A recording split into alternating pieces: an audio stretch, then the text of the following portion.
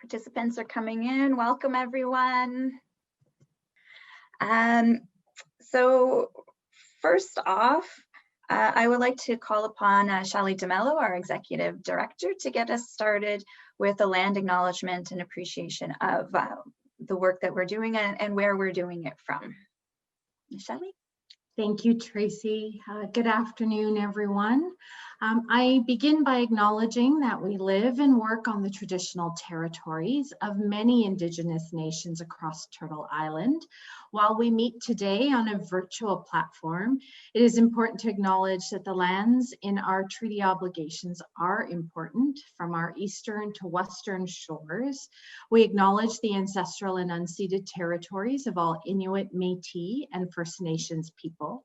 We also reaffirm our commitment and responsibility to improve our own understanding of Indigenous peoples, their cultures, and their histories. I know we've got guests joining us from across Turtle Island this afternoon, so I ask that everyone take a moment in and around your work week to find out which land or which unceded or treaty territories you live, work, play, and learn on. And you can use the link www.native-land.com to learn more. I am presenting to you today from Brampton, Ontario, and I acknowledge that the land on which I gather with you and which the region of Peel operates is part of the treaty lands and territory of the Mississaugas of the Credit. For thousands of years, Indigenous peoples inhabited and cared for this land. In particular, I acknowledge the territory of the Anishinaabeg, Huron-Wendat, the Haudenosaunee, and Ojibwe Chippewa peoples, the land that is home to the Métis, and most recently, the territory of the Mississauga of the Credit's First Nation, who are direct descendants of the Mississaugas of the Credit. Finally, I acknowledge that personally, as an immigrant with an ancestral history of colonization, and as a descendant of indentured laborers in the West Indies, I am a settler. But I am also a welcome guest to Turtle Island, and I'm grateful for the opportunity to work, live, learn, and play on this land. And by doing so, I give my respect and gratitude to all Inuit, Métis, and First Nations people. Thank you, Tracy. Thank you, Shelley. To get us started today, I'd like to do some housekeeping at the beginning. So a little bit about Mennonite New Life Centre of Toronto. We were established in 1983, so coming up on 40 years. Coming up, we work with newcomers, so immigrants and refugees from anywhere in Ontario. We're able to support. As well as outside boundaries sometimes, and of all kinds and creeds. And the services we offer are settlement services, language services, mental health supports, counter human trafficking work, case management, and career bridging programs. The Ask MNLCT initiative is a webinar series that's designed to work with the communities that we serve to help answer questions, to guide them in their settlement journeys, or to guide other service providers in supporting newcomers reaching their settlement goals. So today's agenda, it's very loose. It's a small group. We want to answer your questions. If you have any questions right off the top, which I know a few of you do, you can pop them into the Q&A section at the bottom of your screen. Please leave the chat for comments, and we can address the questions directly in the Q&A section, so it's easier for us. Q&A. If you want to speak, just raise your hand and we will unmute you and you can ask your question verbally, or if you have a comment, etc. We're able to do that. And the general agenda and some of the things that we're going to consider today are based on the questions that we've been receiving from other organizations and peers in the sector. Why does your organization want an app? Why did you do it? Which app best fit your needs? These are some of the things that we considered. How ready is the organization to embrace an app? Do you have the staff? Do you have the people power to be able to do it? How about the clients? Are they ready to work with an app? And how are you going to bring the clients on board to be able to take best advantage of an app and the information that you offer? Content creation is another question that we get, along with maintenance of the content and maintenance of the app itself.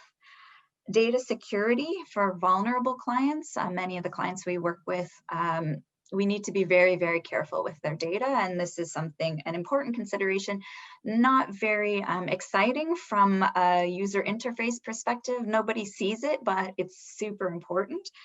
And the big question, of course, we save to the end, cost. How much is all of this goodness that we are able to enjoy?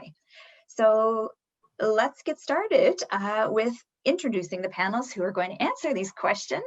First off, I'd like to have Shelley introduce herself. She's the executive director, we already mentioned, but if you could give us a bit more of your background, Shelley, please. Thank you, Tracy. So yes, Shelley is who I am. I am the executive director here at the center.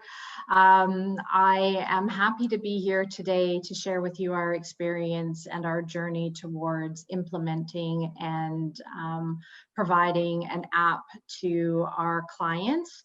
Our purpose as an organization is, of course, to serve and to help our communities, especially newcomers and immigrants, as they decide to make Canada home. And we offer a gambit of services to make that easier and to support that journey. So I thank you all for being here, and I can't wait to share our experience with you. Thank you, Shelley. Next, Ganesh, founder of Icint. Sure, thank you, Tracy. Hello, everyone. As Tracy mentioned, my name is Ganesh. I originate from India.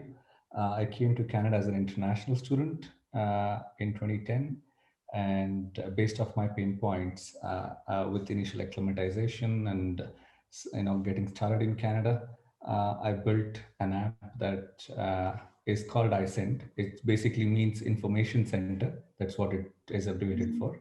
And yeah, we'll look at what the app has to offer, but it's primarily to help newcomers. And I know I happen to be lucky to be working with MNLCT here. The team is great, and we'll look at what the app has to offer and answer any questions that you all may have. Thank you. Thanks, Ganesh. Nancy, our IT manager at MNLCT. Hi, Tracy. Thank you so much. I'm IT manager of MNLCT Center in Toronto. I have been working to the center for more than 7 years, and it's a pleasure to me to run the role as an IT manager, supporting the leadership team, supporting our clientele, and to ensure that technology support the center and mission of the center. Thank you. Nicole, our digital outreach coordinator at MNLCT. Hi, I'm Nicole. Tracy said I'm the digital outreach coordinator, and I supported with the content creation for the app, as well as the user experience of how our clients interact with it. And I support the center in graphics and other digital needs. And finally, myself, I'm Tracy. I'm the communications manager of the center. I've been with the team, our iCent team, since the beginning of the process, and I support communicating our content as well as getting the word out to our communities about the app and bringing clients on board as well as sharing with other organizations. So we have invited you to introduce yourselves as well. We've got a few introductions in the chat. I see some familiar names. Maysoon, I believe we saw you at a previous webinar. Varka, Pallavi, thank you. Olga from Belleville, I believe we've seen you at a previous webinar as well. So thank you for joining us. If anyone else would like to introduce themselves in the chat, you're more than welcome. If you'd like to be anonymous, that's okay too. And please share your questions as you go. We'll be answering questions as we go. So the first question is the big question. Why did MNLCT decide to do an app? Shelley? Yes, why? Because it was exciting. No, that's the short and the truth of it, though. There were a number of different reasons why MNLCT went down this road. First of all, we know as a global world population that access to information and quick access to information is key, especially in a very changing, shifting, morphing environment. So our journey actually into looking at an app started about 2 years ago. I had bumped into colleagues at a national immigration conference. And at that point in time, we explored how we could use technology as a sector to be able to disseminate information to our clients. And not just information, but also quick services.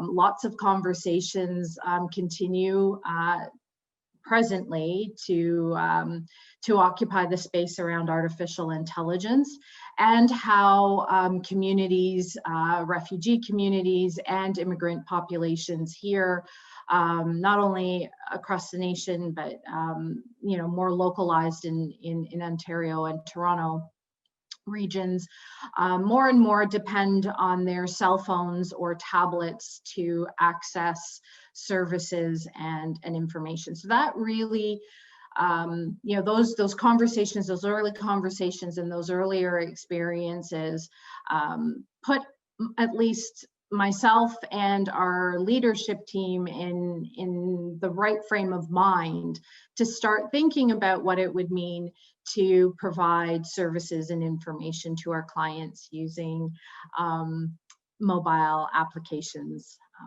more effectively. And one thing led to another, and we started to research this more stringently. We knew that it was important that clients had a way to reach us quickly, and we know that it was important for our clients to be able to collect and share and even collaborate with each other more quickly. So for all of these reasons, it made sense as an organization to start looking at how to reach our clients through mobile applications. I think I'd also like to comment here that we, 2 years ago, we wouldn't have been in a right place to be able to implement an app, but being able to partner with the right organization and that's Icent for us, has made the difference, I think, in terms of finding a collaborative partner, one that understands the settlement sector and the experiences that newcomers are exposed to, and how to quickly disseminate information so that way they can access services quickly was also very key. Thank you, Shelley. Could you also speak to, you said 2 years ago we wouldn't necessarily have been ready. Could you speak to the organizational readiness aspect of knowing, you want one, sure, but are you able to implement one? Well, I think it speaks to who is on our panel today. When we think about an app, it's not just the programming and the back end piece, which Icent, I think, does just beautifully in terms of its technology and its service. But internally as an organization, we needed not just to tap into tech skills in the organization, but our communication, our being able to tell, let's say, a story of impact, being able to take vast amounts of information, condense it down, and be able to present this information in our services in the size, if you will, of what an app can do. So we needed some time to think about the skill sets that we had within the organization to be able to not only just implement an app, but to ensure that it was going to be a successful tool for the future. And, just to elaborate on that more, that includes a good collaborative process, not only with our partner Icint, but internally within our IT, our communications, and very widely our program staff.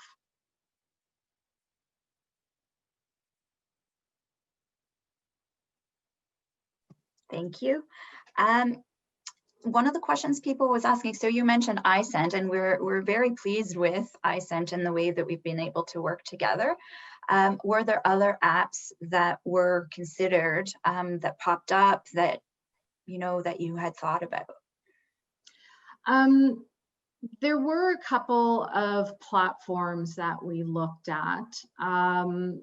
One of them, and this is not a plug or a not plug for any of the platforms that exist out there, but one that I came across quite readily is one that's offered by Peace Geeks out in BC, who I also know has a presence here in Ontario. I think, in talking about the other platforms, I think I'd like to morph into why Icint specifically. And Ganesh will have much more to say about this and be more eloquent on it than I. However, Icint had already a footprint with colleges and universities across Canada, and a presence that exists globally with technology advancements and staff from across the globe. So their scope and, like I said, their footprint gave us the confidence to feel that we would have a really good partner, and their existing experience working with international students, with colleges and university, and how the Icint app helped to disseminate information was a really, really good blueprint for our settlement sector work. So one of the things that that we liked about Icint was the data privacy and security. So I wanted to talk to that a little bit. First, Shelley, what made that important? And then we'll go to Nancy from her side, how the data security and such was important from a technical standpoint, and then to Ganesh about more details on the privacy and security. So kind of cover it from the different angles. Thank you, Tracy. So at a very, very high level, there's lots, especially that came through, COVID-19, as we all moved to remote services or hybrid services.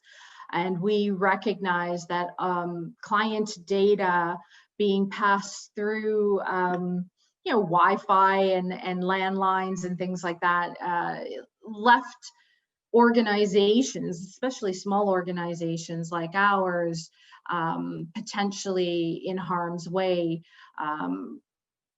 Data threats, hackers, phishing expeditions, and not of the agricultural or nature kind of phishing, but people's data has become a commodity, and information around people's data has become a commodity. So as an organization, we needed to really ensure that our clients felt safe when they uploaded information about themselves, for instance, intake documents, et cetera, or just general inquiry information, that we had a system that allowed us to feel confident that privacy and safety for our clients were going to be adhered to. We do work with a very vulnerable population, clients that run a spectrum of needs, clients who are marginalized, and again, wanting to ensure that us as an organization protected the information they share with us was of paramount importance. So there were two things, and I'm sure Nancy and Ganesh will go into greater depth, but there were two things that I needed to feel comfortable with, and our leadership team here at the center needed to feel comfortable with.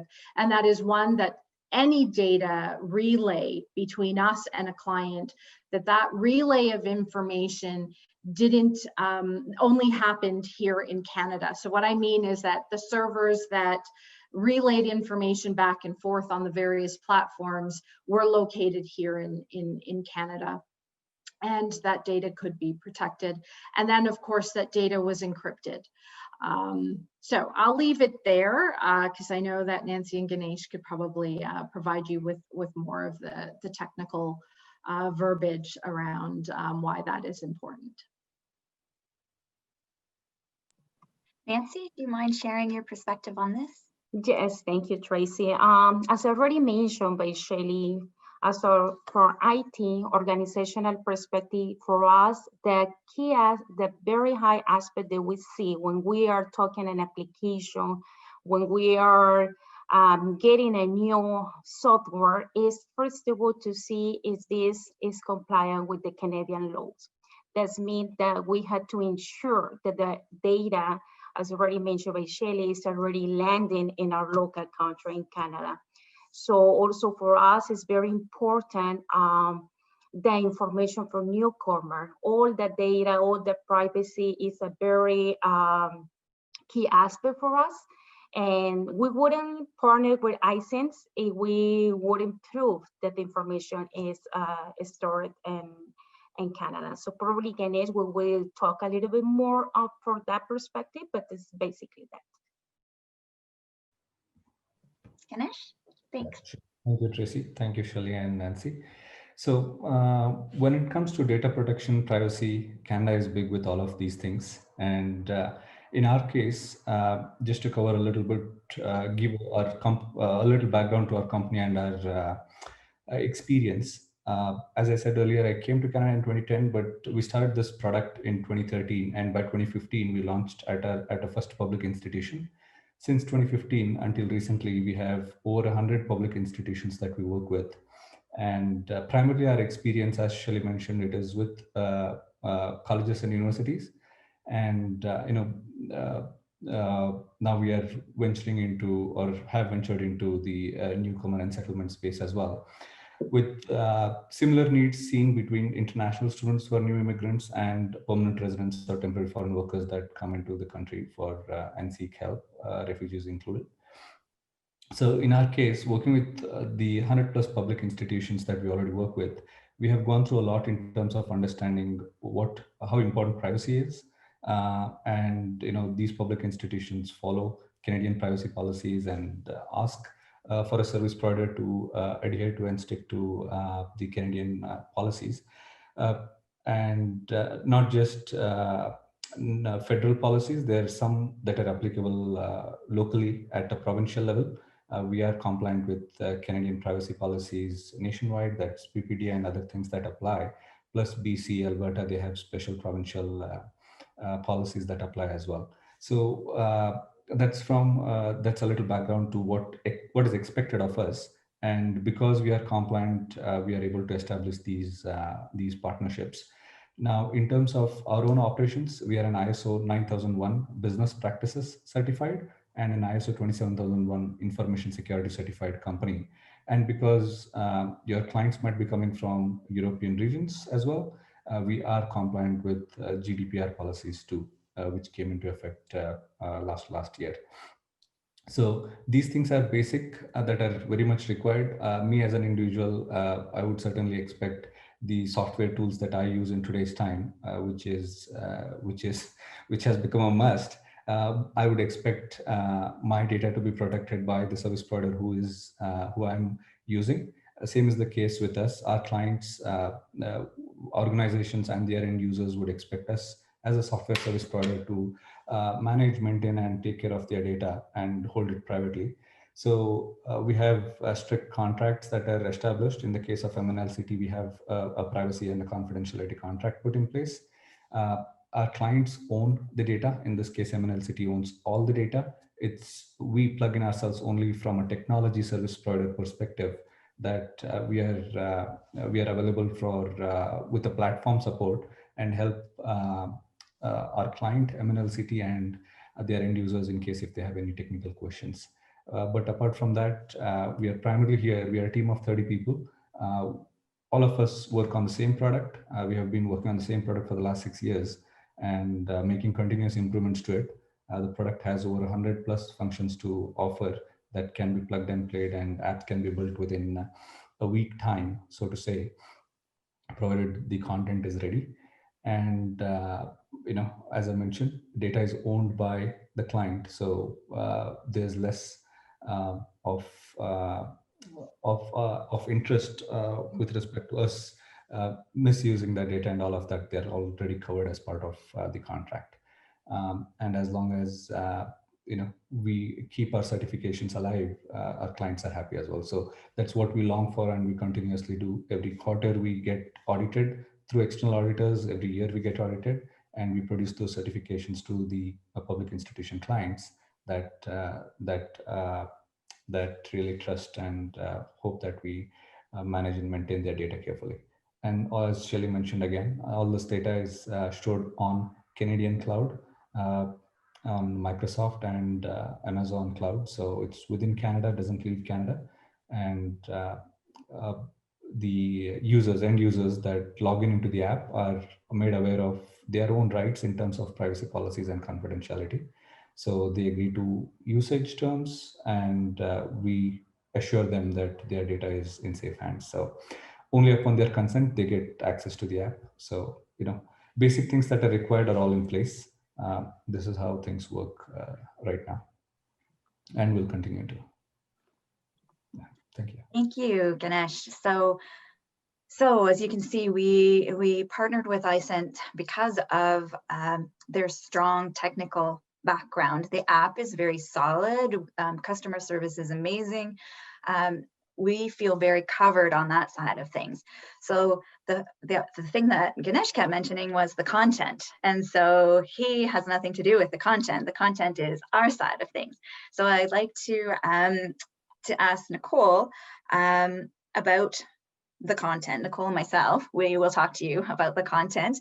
And how do you build it is the big question. There's a lot of information in there. How do you decide what goes in there, and how do you make it happen? So Nicole, if you could give us a high level description of kind of what we've been doing. So I think because we wanted to create this app for our clients, that's kind of where we went first. So we discussed with our settlement team, like what kind of feedback they were getting from their clients, what kind of challenges and issues that they were getting.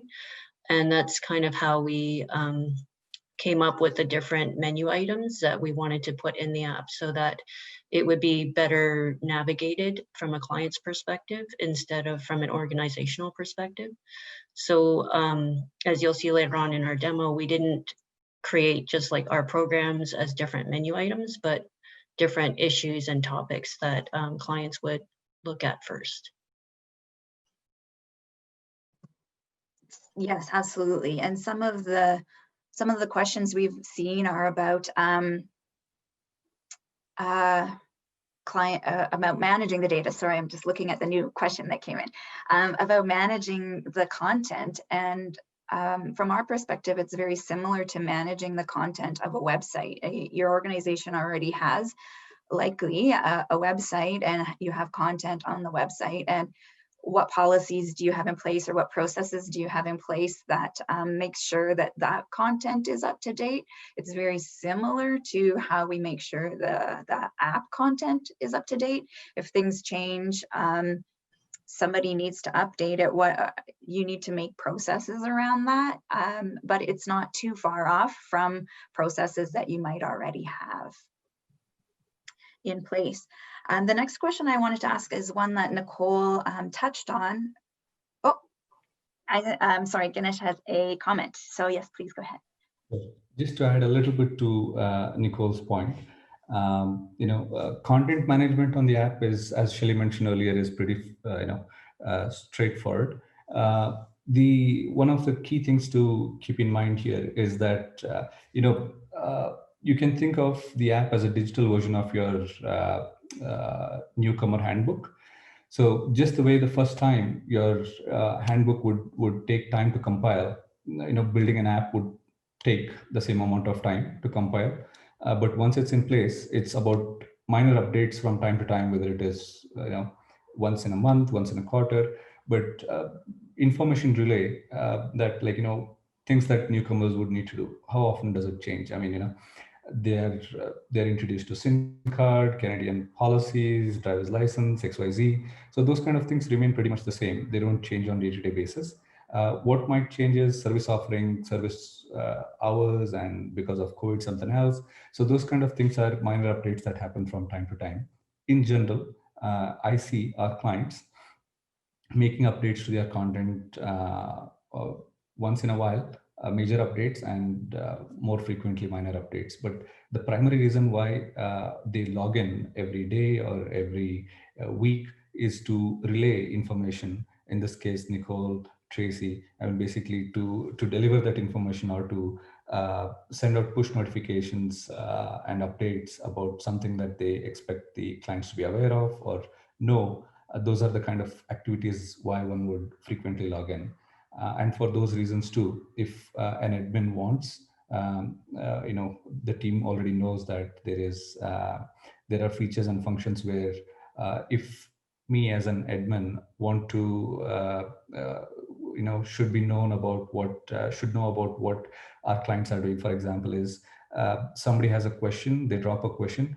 I don't really need to log in to check and answer those questions. I can set an email trigger that I can be alerted about a question that one of my client is asking, and then I could log in and then reply back.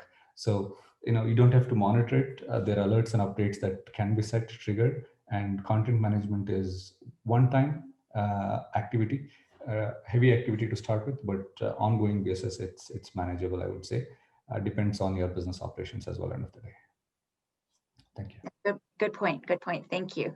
And to answer or elaborate on a question that had come up further, we decided as an organization to share resources in general for newcomers as well as MNLCT resources specifically. But you can decide whatever content you want to put on your app, whatever you think works for your client base.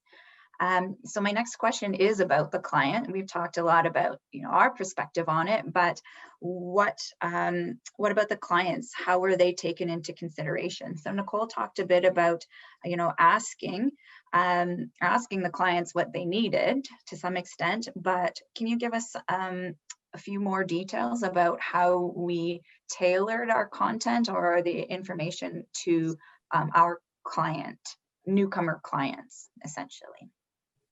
So we had talked about like icons and multilingual aspects.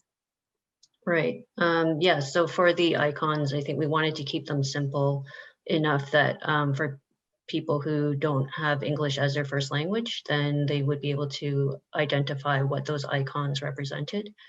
But also because we do service in 4 different languages, in English, Spanish, Mandarin, and Arabic, we've also translated the app in those 4 languages so that it's easier for our clients to access that information in their native language. And that was a choice from our end, but it depends on organizationally what you decide is best for your clients. Another question that we've had about using apps and clients is the digital literacy aspect. Nicole, can you tell us a bit more about what a client, the basic level that a client needs to have in order to be able to use our app in particular? Mm-hmm. So they just need an email address to log in and their name. Those are the main 2 items that they need to create an account. And then it's pretty straightforward from there. We also include login information of how to download the app and how to log in, what the process is step by step. And we also provide those steps in all the 4 languages that we service as well. And those are available on the website in the URL that I included in the chat. Awesome, thanks. I'd like to do a demo. We had talked about it. I'm not sure if we are good to go now or if we need a bit of a heads up for it. Ganesh, you're good to go, or you want a minute? Yeah, I think we should be good to go now. Okay, all right. So We'll get Ganesh and Nicole to give us a bit of a walkthrough of what the app looks like. I think there might be a back end side of viewpoint as well, but I'm not 100% sure. And we'll go from there. So you want to share your screen? Sure, yeah. Maybe while Ganesh is pulling that up, I can just, a comment came to mind as we were talking about the client journey and the client experience and the client perspective. And Nicole touched upon this when she mentioned that, you know, when we designed the app, which you can see now on your screen here, we didn't look at information or content from the perspective of how we organize things at the center. We thought about it as, you know, the client who's sitting at home at midnight, who's maybe worried about something or who is proactive in that moment, being able to go to the app and go, oh, I want to improve my English. How do I do that? And instead of looking for the way MNLCT talks about their programs, it could be accessed through the app in a way that is meaningful for the client asking the question. So I think that's really a key learning of ours that I'd like to share here. And then really quickly, the second key learning is around the cohesiveness and collaboration of a project, the implementation of a project like this, and the buy-in within your organization. This isn't an IT project. This isn't a communications project. It was very important, I think, for the organization to see that every part of the organization needed to participate in the uptake and the maintenance and the contribution of content to the app. And likewise, that they felt that it was an enabler to their work, not a detractor from their work, that this was to help them communicate better with their clients. And I'll leave it at that. Thank you. Ganesh and Nicole, do you want to give us a little run through? Sure. I'll give a brief walkthrough to start with, and then Nicole can feel free to jump in where you need me to click somewhere and you need to explain. So this is how the dashboard looks like to start with. When clients log in, basic information is asked to start with. As Nicole mentioned earlier, it's an email address that one would need to log into the app. Email is the primary and unique identifier for us to start with. But later on, if you have client ID and everything else, you can certainly plug in from scene behind. And as Tracy mentioned as well, this is the app, which is client-facing, your client-facing, and there's a backend called iCent admin that the settlement agency can use to manage the content. It's a content management system. So anything fed in there appears into the app, and you'll be able to serve your clients accordingly. So a quick tour. This is how the dashboard looks like upon completing one's profile. This is where your clients would land. And there are various menus here. You can call them menus, you can call them widgets. Starts with COVID-19 updates in the case of MNLCT, living in Canada, immigration, and various things. So ease of access for your clients, because we want to be lightweight on their data, their battery, because it's a smartphone app, unlike a website or an information system that one would access on a web platform. Apps are very specific, and as Shelley mentioned earlier too, that this is used for a specific purpose: quick access to information, quick services. So this is how we have architected it in a way that in 3 clicks, your clients are able to reach to any piece of information. What I mean by that is, let's say I click on immigration. I have this list, which is a breakdown of immigration information. I can further click on general information, and it takes me to the next screen, which provides me more information about immigration. So I can make use of these phone numbers and links. Like example, if I click there, it's easy for clients to quickly access information, make phone calls, send emails. So the app acts as an index to information that they can quickly take action with and self-serve themselves. So usually the case that many newcomers have the same kind of questions as a settlement agency, and your team would basically be answering most, I think at least 60 to 70% of the questions are repetitive. So the app does a very good job in terms of helping your clients self-serve with that kind of information. So the 3 clicks that I talked about is, I'm on the dashboard right now. Let's say I click on living in Canada. I have this breakdown of more information here, housing, for example. I click there, a little layer opens up and shows more information. I click on settlement team. It has a picture with more information and phone numbers and web link. So basically, quick access to information, and what content is put in here is something that your organization can decide. In the case of MNLCT, they have decided to lay out the information this way. So the restriction that the app comes up with is that in 3 layers, you're supposed to segregate information and put make it easy for your clients to access. And there's a search bar where your clients can access in search for certain piece of information and quickly gain access to it. So the primary content that you want to relay to your clients is on this dashboard.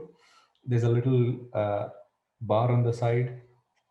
You can call it the left slide bar, where I have my profile. I could upload my picture in case, my mailing address if I want, I could plug in. Nicole mentioned about language. When I click there, I could choose to use the app in one of these 4 languages. MNLCT team has put the content in various languages. So I can toggle my app to a different language, and I could now access information in this particular language. And then for now, ease of access. I found it difficult to switch the language back to English when we first built the app in multi-language support. So I added this little button to help myself to start with, which has been very helpful for people who don't speak other languages like myself. So you can, your clients can basically use the app in different languages and help themselves.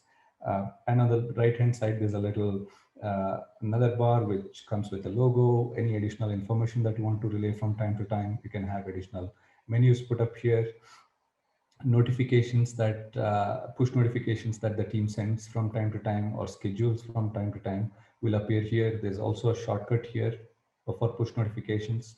And the last thing is that internet is widely available and free almost anywhere and everywhere, especially Wi-Fi. Data plans we pay for.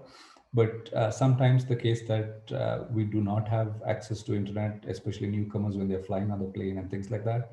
So, or certain emergency contact details, for example. So one could add offline information for clients to access certain pieces of information or documents that you would want them to have access to, even without the internet put in place to start with. Nicole, did you want me to click somewhere, and would you want to explain anything else? No, I actually think you went through it quite well, Ganesh. Thank you. Sorry, someone was asking if now is a good time to show the main sign-in screen again. This was Pallavi asking. I'm not sure if they meant this screen or the one where you put your email address in, like from the very beginning. Sure. I'll pull up the MNLCT website itself. Okay. Here, there's a lot of help made available here on the website. I think Nicole put this link already on the chat earlier. So download, I think if you want to try, if MNLCT team is okay with it, you could go to this webpage that Nicole has put a link for, and click on one of these tabs, and it'll take you to the App Store or Play Store, and you could download the app. I'll open the login steps in English. Once you click here, these are the steps that you could follow. Pretty simple and easy. You download the app, select the country as Canada, MNLCT. I'm zooming in, so it's a little blur. And the next step is to pick one of the login options. You could choose email, one of the social media channels to log in. If you choose email, plug in your email address, and you would be sent a 6-digit PIN. There's no password, so that you don't have to remember new passwords as such. So plug in the email, you'll receive an email with a PIN, one-time PIN. You'll use the PIN to log in. It'll ask you to complete basic profile. The questions may have changed at this point of time, and then you would see the dashboard. That's pretty much it. Very simple steps to log in. And Thank I you. know I think that answered her question. Thank you. okay. And while I'm here, I can very briefly show you the administrative platform as well. This is how the backend admin looks like. And this is a simulation of the app on the web platform, where you can create your own menus. You can drag and drop to resequence the menus in however you want. You can publish them, unpublish them, unpublish them, or disable the menu so your clients don't see on a certain piece of information that you're working on seeing behind. If you temporarily want to disable something or don't want your clients to look at, you can turn them off. You can add new menus from here. And there's more, but at a very high level, this is how the platform looks like. Comes with a lot of functions in terms of social media connectivity, media library, offline information, readily available templates that you can use, custom forms that you can create, push notifications that you can send, um, uh, manage the list of your newcomers or clients, whatever term you want to use. The app is it's customizable to make updates with to localize the labels according to your usage terms. And there's a service desk for your team to connect with us in case if you need help, and we'll be able to help you with any questions. So in a nutshell, that's basically what it is. If I may, I can just show you something very quickly. For example, COVID-19 updates, let's say turn it off and save. And I go back to the app. Now I'm on the app as if I'm a client or a newcomer. I refresh my dashboard and it's gone. So it's very simple. Any changes to the content, updates, menus, addition, removal, any updates that you make on the back end, it's matter of seconds that you can plug in information. So long as you have the content ready, management of the app is pretty straightforward and simple. If that helps.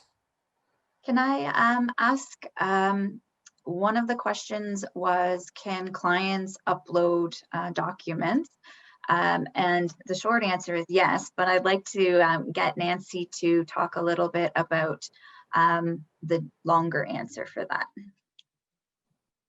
Hi, Tracy, thank you. Basically, yes, it's a feature that we have in the Icent app. It's called Document Management System. This feature allows the client to submit the document. The document can be a single document or can be a multiple documents. The format of the file is a PDF file or as an image file. So we collect all that data in our repository, and we will be able to follow up with our frontline workers. But yes, we have the feature right now. We're in process to piloting and to be implemented soon this month. Awesome, thank you. Oh, here comes another, was it a question or I just have to make my screen from Marco.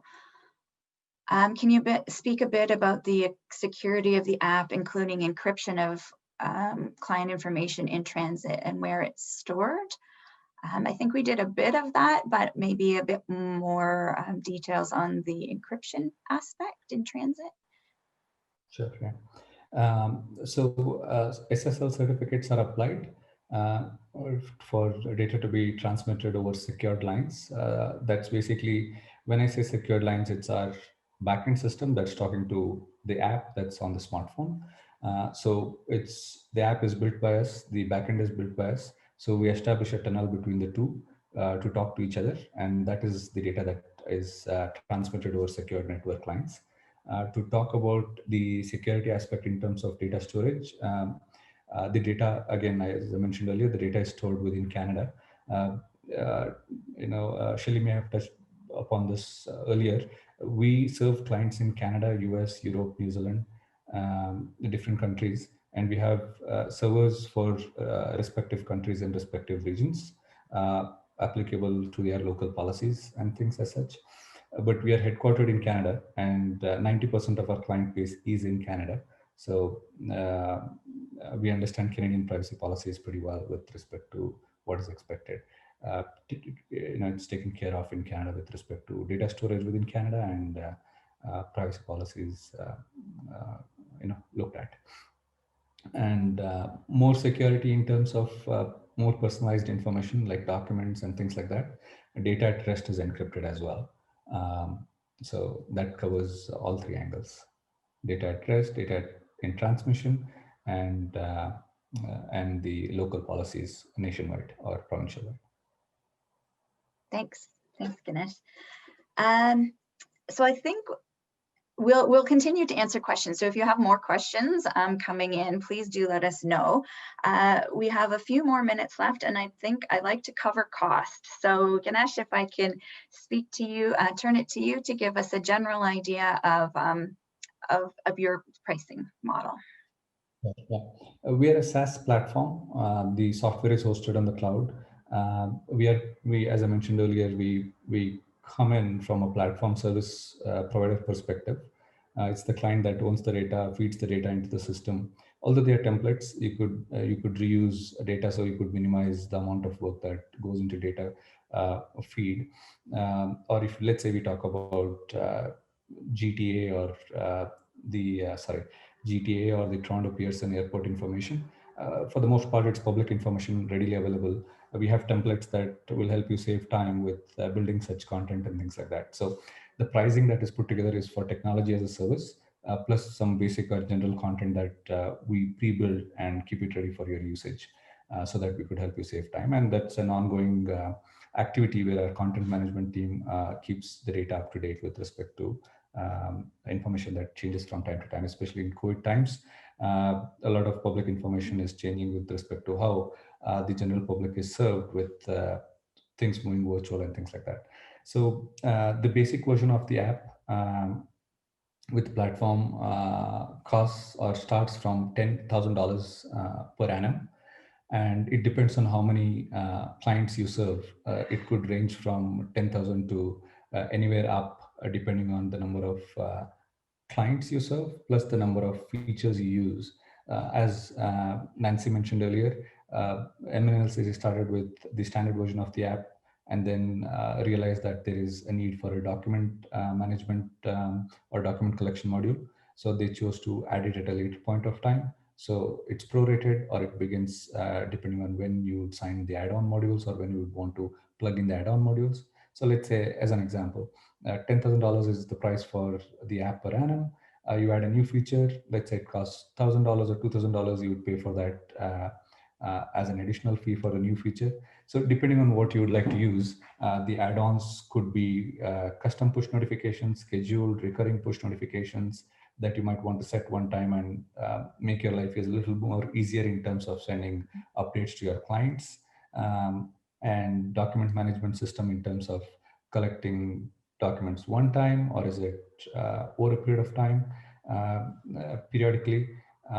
There are other examples such as Outlook integrated calendar appointment booking. So depending on what the feature is, how many clients, we do a math in terms of understanding what the server resources, what it will cost us on our end. And it's pretty much standard. We'll be able to tell you the price right away. But yeah, sure, if you have more questions with respect to pricing in terms of what your needs are in the client base, you could reach out to us. And our website is www.icentapp.com. There's a newcomer section there under the software suite that we offer. And if you connect with us, I think with your specific needs, I should be able to give you more information with respect to your needs and pricing. That's right. Thank you, Tracy. Thank you. Shelly, was it worth it? It's a lot of work. We'll be honest, it's a lot of work. Was it worth it? 100%. It's opened up a level of, I think, agility and creativity on MNLCT's part. Ganesh, be prepared. We got lots of ideas coming to you this year, if not within the next couple of weeks. COVID-19, I think, really spurred on our decision making around the app. I mean, we had already decided in 2019 that we were going to implement, but with the onset of this pandemic and wanting to serve our clients fulsomely, really spurred it on. And I think, what we've experienced over the last year in 2020 is only going to continue into 2021. Those needs are so great. We're learning. We've always prided ourselves in being a learning organization, one that embraces technology and sees it as an enabler to reaching our clients and to serving them, sure, efficiently, but effectively. So the app is a 150%, thing that I would recommend for agencies looking to better reach their clients where they're at. There's a question from Barca in the Q&As that I'm going to ask Nancy or Nicole to answer. Is there any feedback from app users? I can answer that to some extent, and then I'll give if they have any specific feedback. But in general, our client base is still growing, so we are taking in individual feedback as it comes, but we haven't done an overall like a client satisfaction survey or anything like that yet.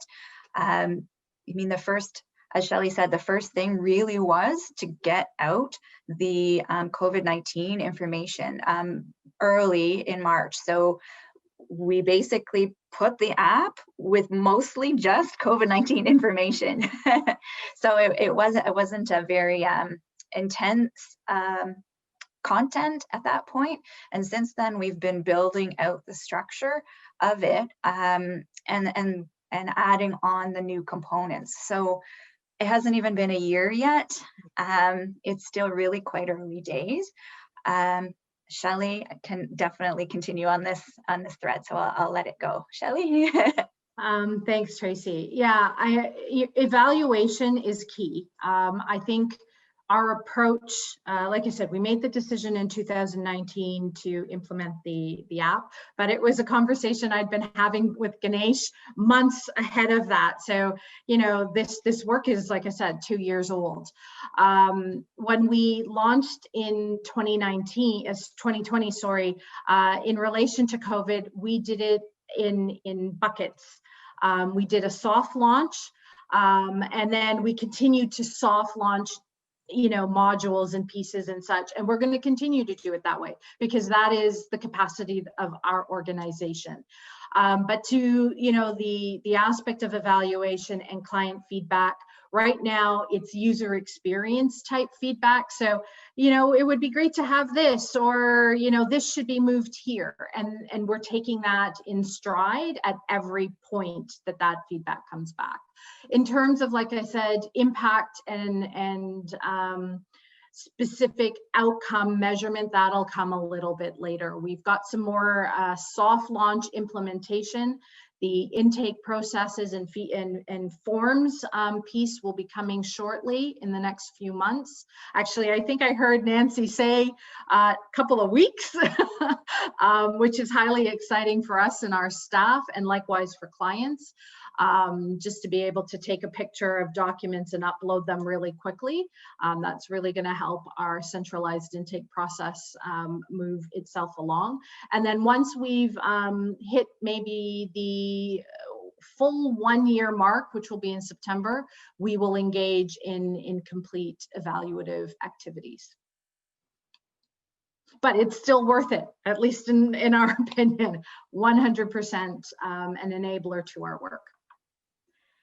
Thank you very much, Shelley.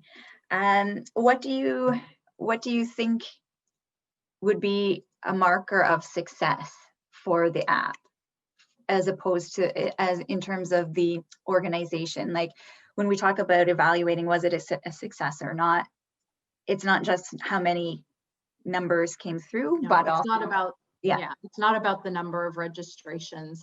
I think some key questions we would like to ask and to check in with our clients is that the information, the content that we're getting to them is timely.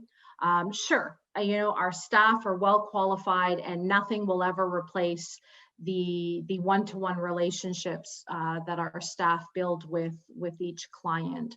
But, you know, that ease of access, that ability that clients have the flexibility to get information in either their first language or in a way that makes sense for them, I think would garner for us as an agency true success.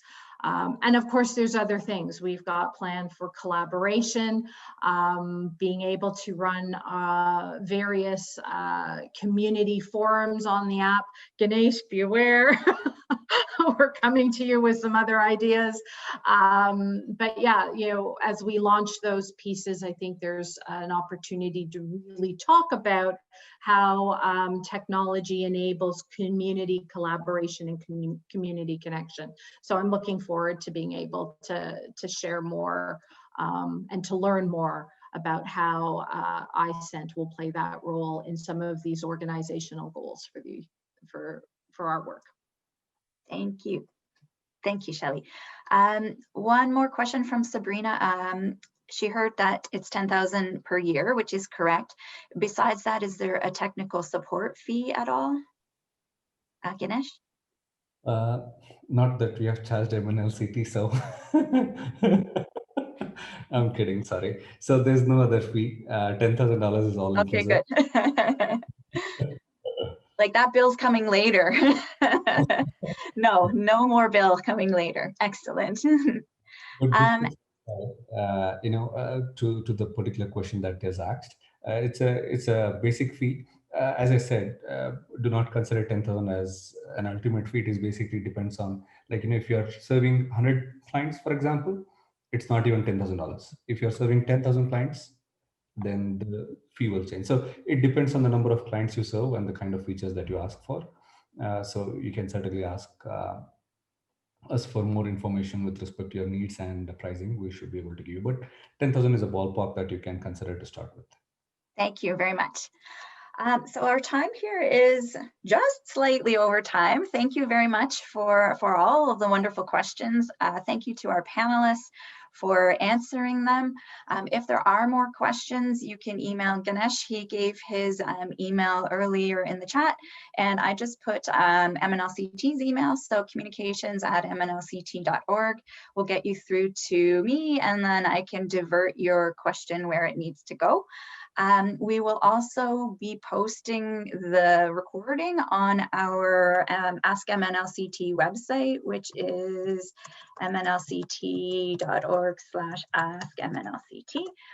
It's where you'll see all of our webinars. So if you forgot something, if you wanted to share with a colleague who wasn't able to attend, then you will be able to have it probably tomorrow. Not immediately, but soon. And I think that's everything. Any last wrap up words, Shelley, that you'd like to share with us, or we're good? I just want to again say thank you to everyone here today on our panel, Ganesh, especially to yourself for joining and for sharing your platform with our participants here on our Ask MNLCT webinar. And thank you to our participants for you know, walking with us on our journey as we implemented this app. Thank you. Thanks, everyone. Take care. Bye. Thank you. Bye, everyone.